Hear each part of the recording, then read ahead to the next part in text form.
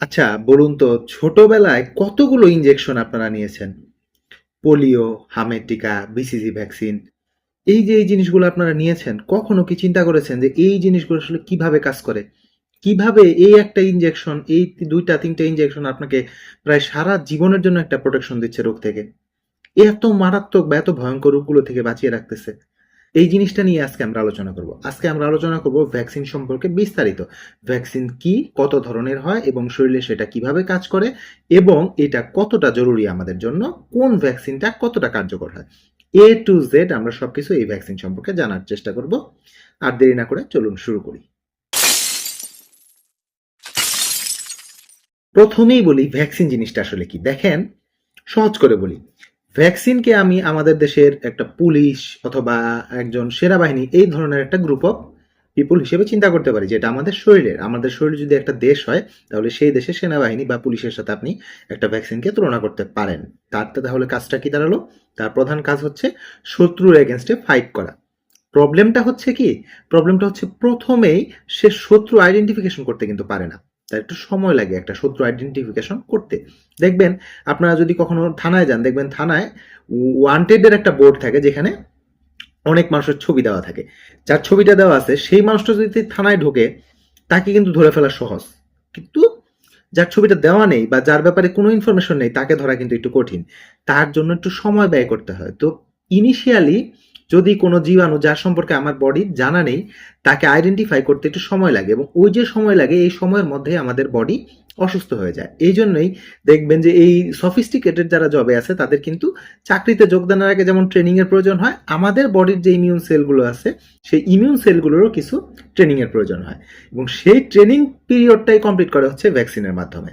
এই জায়গায় আমরা কখনো কখনো দুর্বল জীবিত জীবাণু দেই, কখনো কখনো জীবাণুর মৃত অংশ দেই, কখনো কখনো জীবাণু যেরকম আচরণ করবে ঠিক সেরকম কোনো উপাদান দিয়ে ফেলি, এবং তার ফলে কি হয়, পরবর্তীতে যদি সত্যিকার অর্থে সেই জীবাণুটা আমাদের দেহে ঢোকে, ঢোকার সাথে সাথেই ওই আমাদের যে ডব্লিউবিসি আছে, আমাদের যে রোগ প্রতিরোধ ক্ষমতার জন্য যে সেলগুলো রয়েছে, যে ইমিউন সেলগুলো রয়েছে, তারা সেটাকে আইডেন্টিফাই করতে পারে এবং আইডেন্টিফাই করে দ্রুত ফাইট করে সেই জীবাণুটাকে মেরে ফেলে। তার ফলে কি হয়, আমাদের ওই বড় বড় রোগগুলো আর হয় না। এইভাবেই আসলে ভ্যাকসিনটা কাজ করে। ভ্যাকসিনের বেশ কয়েকটা টাইপ আছে। প্রথমে যে টাইপটা নিয়ে আমরা কথা বলবো সেটা হচ্ছে লাইভ অ্যাটিনিউয়েটেড ভ্যাকসিন। এই জায়গায় যে জিনিসটা হয়, একটা দুর্বল জীবিত জীবাণুকে ঢুকিয়ে দেওয়া হয়। দেখেন, এইটা নিয়ে অনেক কথা হয়েছে। রিসেন্টলি একজনের একটা স্ক্রিনশট আমি দেখেছিলাম যেখানে সে আপনাদের ভ্যাকসিন নিয়ে অনেক খুতবা দেয়, অনেক বড় বড় খুতবা দেয় যে ভ্যাকসিন নেওয়া কখনোই ঠিক না। সে একটা প্রশ্ন করেছে খুব সুন্দর, যে আচ্ছা জীবিত জীবাণু কিভাবে মানুষের শরীরে ঢুকিয়ে আপনি সে রোগটা ভালো করবেন? আজকে এই প্রথম যে লাইভ অ্যাটিনিউটেড ভ্যাকসিন, এই ব্যাপারটা যখন আপনারা বুঝবেন আপনারা এই বিষয়টা বুঝে যাবেন। আদতে ওটা উনি বলেছেন কিনা আমি শিওর না, কারণ এখন এআই দিয়ে তো অনেক কিছু জেনারেট করা যায়। তবে উনার যে রেপুটেশন, বলতে পারে আমি খুবই অবাক হব যদি উনি ওটা না বলে থাকেন। এখন একটু বোঝার চেষ্টা করি আসলে এই ঘটনাটা কি হয়। ধরেন একটা খুব বড় সন্ত্রাসী, কিন্তু সেই সন্ত্রাসীর হাত পা ভেঙে দেওয়া হয়েছে, তার কাছে কোনো অস্ত্র নেই, কিন্তু সেই সন্ত্রাসীটা এখনো জীবিত, তাকে আমরা চিনি। তাকে, যে সন্ত্রাসী সেটা যে চেহারা সেম চেহারাটাই আছে, চেহারার কোনো পরিবর্তন হয়নি, কিন্তু তার শরীরে কোনো অস্ত্র বাধা নেই বা তার শরীরে কোনো বোমা বাধা নেই, মানে সে আমার কোনো ক্ষতি করতে হয়তো বা পারবে না, কিন্তু সন্ত্রাসীটা কিন্তু ওই জীবিত সন্ত্রাসীটাই। এখন তাকে আমার বডিতে প্রথমে ঢুকিয়ে দেওয়া হলো। ঢুকিয়ে দেওয়া হলে আমার বডির ইমিউন সিস্টেম আস্তে আস্তে তাকে চিনবে, চিনে তার এগেনস্টে অ্যাকশনে যাবে এবং তার এগেনস্টে প্রতিক্রিয়া তৈরি করবে। ফলে কি হবে, পরবর্তীতে ওই সন্ত্রাসী যদি একদম তার পূর্ণ শক্তিতেও আসে, তার তো চেহারা পরিবর্তন হয়নি, তাকে দেখেই চিনে ফেলবে, এবং দেখে চিনে ফেলার পর তাকে তার সংখ্যা বৃদ্ধি করার আগে, তার শক্তি প্রয়োগের আগে, তার নিজের অস্ত্র বের করার আগেই তাকে শুট করে মেরে ফেলবে। এইটাই হচ্ছে এই লাইভ অ্যাটিনিউটেড ভ্যাকসিনের কার্যকারিতা। অর্থাৎ আপনি একটা দুর্বল জীবাণুকে ঢুকিয়ে দিচ্ছেন, সেই দুর্বল জীবাণুটা পরবর্তীতে যদি আপনার বডিতে সবল হয়ে আসে তখন সে তার কাজ করার আগে তাকে মেরে ফেলা হবে। এটার যে সুবিধাটা হচ্ছে, এটা লং টাইম ইমিউনিটি দেয়। অনেক সময়, বেশিরভাগ ক্ষেত্রে এটা লাইফ লং ইমিউনিটি দেয়। এখানে একটা ঝামেলা আছে। কি ঝামেলা জানেন? যাদের রোগ প্রতিরোধ ক্ষমতা কম, যেমন এইচআইভি পেশেন্ট অথবা ক্যান্সার কেমোথেরাপি নিচ্ছে এই ধরনের পেশেন্ট, অথবা লং স্ট্যান্ডিং ডায়াবেটিস মেলাইটাস আছে, যাদের রোগ প্রতিরোধ ক্ষমতা অনেক কমে গেছে, ইমিউন সিস্টেম দুর্বল, তাদের জন্য এইটা একটু ডেঞ্জারাস হতে পারে। কেন? কারণ জীবাণুটা তো জীবিত, সে তো দুর্বল, কিন্তু সে তো জীবিত। ওই যে বললাম, সন্ত্রাসীর হাত পা হয়তো বা ভাঙা, কিন্তু সে তো সন্ত্রাসী, তার মাথায় কিন্তু সবসময় কুবুদ্ধি কাজ করে। এখন আপনার যদি রোগ প্রতিরোধ ক্ষমতা মানে আপনার পুলিশ সেলগুলো যদি খুবই দুর্বল হয়, তাহলে হয়তোবা সে আপনার উপরে খারাপ ইফেক্ট করে ফেলতে পারে। এই জন্যই আমরা দেখবেন যে হামের জন্য এখন এমআর ভ্যাকসিনটা দেওয়া হচ্ছে। বলা হচ্ছে যদি কোনো বাচ্চার জ্বর থাকে, যদি কোনো বাচ্চার ঠান্ডা থাকে, সর্দি থাকে, নিউমোনিয়া থাকে, তাহলে ওই সময় ভ্যাকসিনটা দিয়েন না, কারণ সে অলরেডি কম্প্রোমাইজড। তখন দিলে এমন হতে পারে যে ওই দুর্বল জীবাণুটাও হামের যে প্রপার প্রতিক্রিয়া সেটা করে ফেলবে, তার ফলে রোগীটা অনেক বড় ক্ষতি হয়ে যেতে পারে। তো কারা এই লাইভ অ্যাটিনিউটেড ভ্যাকসিনের মধ্যে পড়তেছে হচ্ছে এমএমআর ভ্যাকসিন, অর্থাৎ মিজলস, মাম্পস এবং রুবেলার যে ভ্যাকসিন, অথবা এমআর ভ্যাকসিন, পড়তেছে চিকেন পক্সের যে ভ্যাকসিনটা দেয় সেটা, এবং ওই যে বাচ্চাদের 2 ফোঁটা করে যে পোলিও ভ্যাকসিনটা দেওয়া হয় এইটা। এই 3টা ভ্যাকসিন হচ্ছে দুর্বল জীবিত জীবাণু দিয়ে তৈরি করা হয়। এখন আমরা আলোচনা করব টাইপ 2 নিয়ে। এই টাইপ 2 তে যেটা ভ্যাকসিন নিয়ে আমরা আলোচনা করবো সেটা হচ্ছে কিল্ড ভ্যাকসিন। এই কিল্ড ভ্যাকসিনের আলাপটা হচ্ছে, এবার ডাকাত দলের, ধরেন একটা ডাকাত দলে 8 জন সদস্য আছে, সেম পোশাকে তারা থাকে। একজন ডাকাতকে আমরা মেরে ফেলেছি, সে মৃত, তাকে এবার আমরা এনে দেখাচ্ছি। তো দেখালাম যে এই লোকটা হচ্ছে মৃত, এই যে এই পোশাকে যদি কেউ আসে পরবর্তীতে, সেই মৃতটা কিন্তু আমার কোনো ক্ষতি করতে পারবে না, সে তো মৃত, কিন্তু ওই যে পোশাকটা আমরা চিনিয়ে দিচ্ছি, এই পোশাক পরে যদি পরবর্তীতে কেউ আসে তাহলে সেই ডাকাত দলের সদস্য, তাকে তোমরা ধরে মেরে ফেলবা। প্রবলেমটা হচ্ছে এই ভ্যাকসিনটা আপনার কোনো ক্ষতি না করলেও এর লাইফ স্প্যানটা, অর্থাৎ হচ্ছে এই ভ্যাকসিন নিলে বারবার বুস্টার ডোজ নিতে হয়, কিছুদিন পর পর বুস্টার ডোজ নিতে হয়, কারণ এটা ভুলে যাই আমরা, আমাদের ইমিউন সেল ভুলে যেতে পারে। তাই এই সমস্ত ক্ষেত্রে বুস্টার ডোজের প্রয়োজনটা পড়ে। কিন্তু এইটার সুবিধা হচ্ছে এটা যাদের রোগ প্রতিরোধ ক্ষমতা খুব কম তারাও নিতে পারে, কারোরই কোনো ক্ষতি হয় না। উদাহরণের মধ্যে আছে ইনজেকশন যে দেওয়া হয়, ইনজেক্টেবল পোলিও ভ্যাকসিন, সেটা হ্যাপাটাইটিস এর ভ্যাকসিন, এবং আমরা ফ্লুর ভ্যাকসিন, দেখবেন যে ফ্লু যাদের ওই বাচ্চাদের দেখবেন ঠান্ডার সমস্যা হয়, অনেক সময় আমরা ইনফ্লুয়েঞ্জার ভ্যাকসিন দিয়ে দিয়েছি, প্রতি বছরই নিতে হয়। কারণ হচ্ছে এই যে এটাতে মৃত জীবাণু দিয়ে দিয়েছিলাম, তাই তার রোগ প্রতিরোধ ক্ষমতাটা তুলনামূলক কম। কিন্তু হ্যাঁ, আপনি যখন ভ্যাকসিন নিচ্ছেন আপনার একটা সার্টেন পিরিয়ড অফ টাইম ওই ডাকাতটাকে দেখলে চিনে ফেলবে এবং সে প্রতিরোধ করতে পারবে। তো আশা রাখি বুঝতে পারতেছেন। এবার তৃতীয় যে ধরনটা নিয়ে কথা বলবো সেটা হচ্ছে সাব ইউনিট ভ্যাকসিন। এই জায়গায় কি হয়, সাব ইউনিট মানে পুরোটা না। ধরেন আমি ওই ডাকাতটাকে আর পাঠাইনি, কিন্তু ডাকাতের একটা ছবি পাঠিয়ে দিয়েছি, অথবা ডাকাতের ফিঙ্গারপ্রিন্ট পাঠিয়ে দিয়েছি। এইবার ওই ফিঙ্গারপ্রিন্ট দেখে আমরা ডাকাতটাকে চিনে রাখলাম, পরবর্তীতে যদি ফিঙ্গারপ্রিন্ট মিলে যায় তাহলে আমরা ওই ডাকাতটাকে ধরে ফেলবো। এটাই হচ্ছে সাব ইউনিট ভ্যাকসিন। এখন এটার সুবিধা হচ্ছে এটা খুবই সেফ, অসুবিধা হচ্ছে ওই সহায়ক যে উপাদান, যেই জিনিসগুলো আমি চিনেছিলাম সেগুলো যদি সঠিকভাবে আইডেন্টিফাই করা না যায় তাহলে একটু কাজ কম করতে পারে। কোন ভ্যাকসিন এটা? ওই যে হুপিং কফের ভ্যাকসিন, হেপাটাইটিস বি ভাইরাসের ভ্যাকসিন, এই ভ্যাকসিনগুলো হচ্ছে এরকম সাব ইউনিট ভ্যাকসিন দেওয়া হয়। ফোর্থ যে ভ্যাকসিনটা নিয়ে আমরা কথা বলবো সেটা হচ্ছে টক্সোয়েড টাইপ অফ ভ্যাকসিন।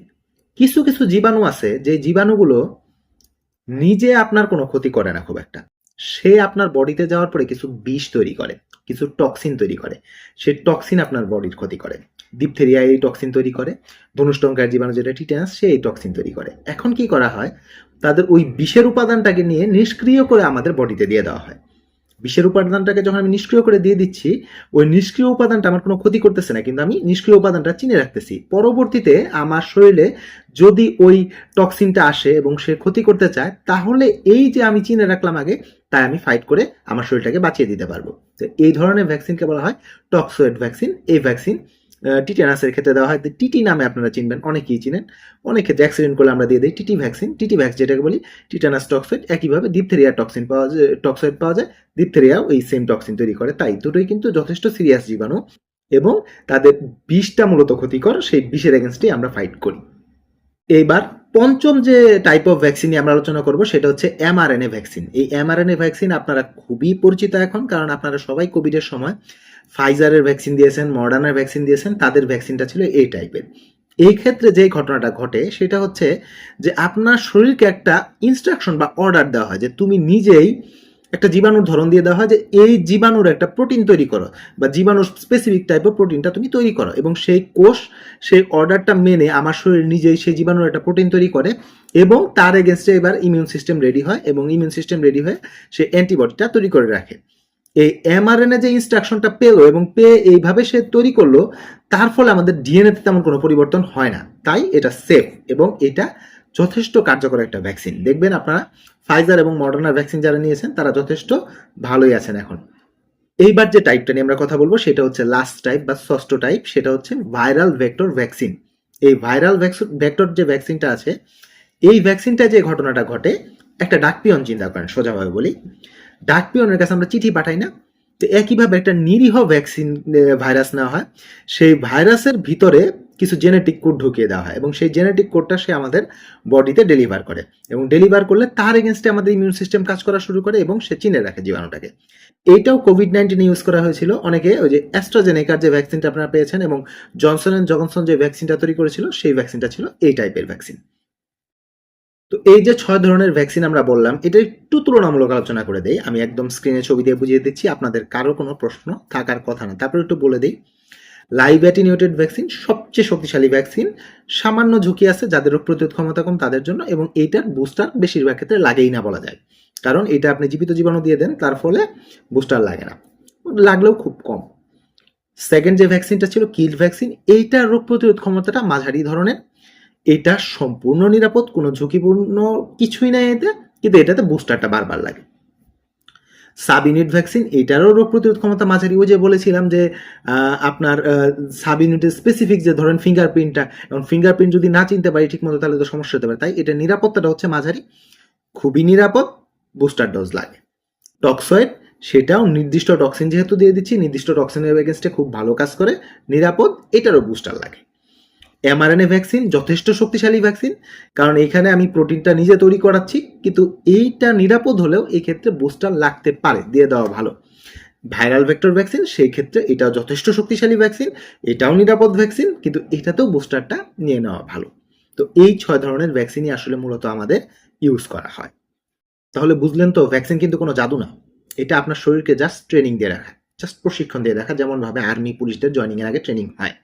লক্ষ্যটা কি? লক্ষ্য একটাই, আপনার শরীরকে সে আগে ভাগে থেকে প্রস্তুত করবে যাতে কোনো ক্ষতিকর জীবাণু এসে আপনার ক্ষতি না করতে পারে। ভিডিওটা যদি ভালো লাগে তাহলে একটা লাইক দিন, সাবস্ক্রাইব করুন, পেজটা ফলো দিয়ে রাখবেন, এবং যদি কোনো প্রশ্ন থাকে কমেন্টে জানাবেন। আর দয়া করে মেডিকেল পার্সন না এমন কারো বুদ্ধিতে ভ্যাকসিন নেওয়া বন্ধ করবেন না। তার ফলাফল কি হতে পারে, এখন যদি আপনি একটু হসপিটালগুলো শিশু ওয়ার্ডে ঘুরে দেখেন আপনি বুঝতে পারবেন। এখন শুধু শিশুই না, এখন বড়রা আক্রান্ত হচ্ছে এই হামে, যেটা একটা মেসাকার দিকে যাচ্ছে। এটা যে শুধু আপনি গভর্নমেন্টকেই দোষবেন বা এটা যে শুধুমাত্র আগের গভর্নমেন্টকেই দোষবেন, বিষয়টা তা না।